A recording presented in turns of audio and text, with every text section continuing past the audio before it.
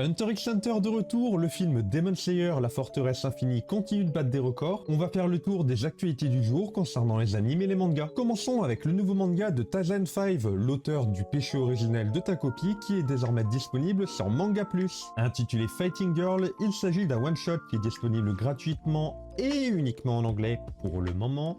Mais faites attention, il ne restera pas indéfiniment sur la plateforme. Actu suivante, il n'aura fallu que 31 jours au film Demon Slayer, la forteresse infinie, pour devenir le 4e film le plus vu de tous les temps au Japon, en dépassant La Reine des Neiges ainsi que Your Name de Makoto Shinkai. Et il est bien parti pour rafler la première place qui est actuellement occupée par le premier film Demon Slayer, Le Train de l'Infini. À journée équivalente, la forteresse de l'Infini dépasse son prédécesseur d'un peu moins d'1 million d'entrées. Passons en France avec Yu-Gi-Oh qui va avoir le droit à une exposition au musée Carnavalet. Elle aura lieu du 30 août au 7 juillet et vous pourrez y retrouver sur place des statues, des illustrations et autres objets de collection de la licence. L'entrée sera gratuite et vous pourrez y retrouver des goodies en édition limitée. D'ailleurs, les 100 premiers visiteurs recevront au passage une illustration exclusive du dragon blanc aux yeux bleus. L'exposition a lieu en marge des championnats du monde qui se tiendront à Paris en fin du mois. Je vous en parlais il y a 2 ans, l'adaptation anime de Sekiro a